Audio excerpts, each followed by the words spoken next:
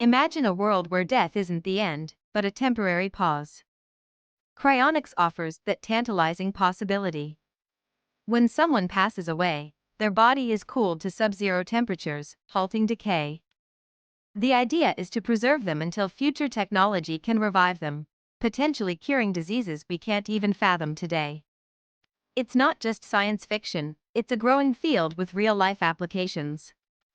Companies are already storing human bodies and brains in liquid nitrogen, hoping to unlock the secrets of revival.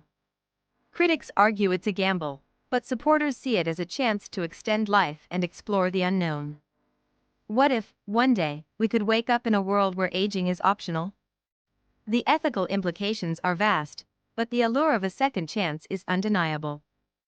Cryonics challenges our understanding of life, death, and what it means to truly live. Cryonics is the practice of preserving human bodies or brains at very low temperatures, typically using liquid nitrogen, with the goal of reviving them in the future when medical technology has advanced to the point where it is possible to cure diseases and repair damage that is currently irreversible. There are two main types of cryonics. Whole-body cryopreservation involves preserving the entire body, including the brain, at a temperature of around -196°C. Neuropreservation involves preserving only the brain, which is considered to be the most important part of the body in terms of preserving personal identity and memories. The process of cryopreservation typically involves the following steps. Cooling. The body or brain is cooled to a temperature of around 15 degrees Celsius to slow down metabolic processes.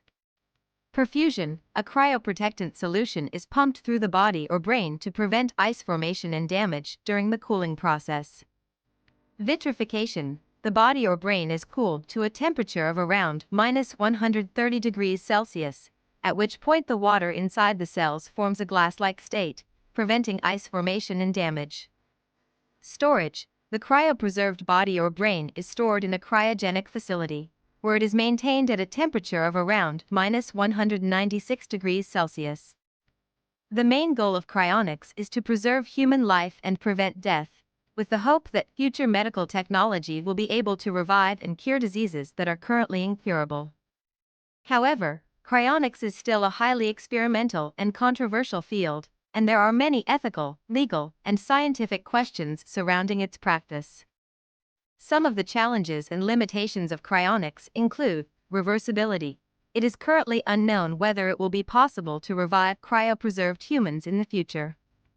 Damage during preservation. The process of cryopreservation can cause damage to the body or brain, which may be difficult or impossible to repair.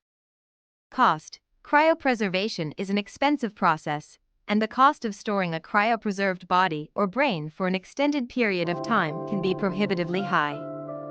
Regulatory framework. There is currently no clear regulatory framework for cryonics, which can make it difficult to ensure that cryopreservation is carried out safely and effectively. Despite these challenges, cryonics remains a fascinating and potentially groundbreaking field that could one day revolutionize our understanding of life and death.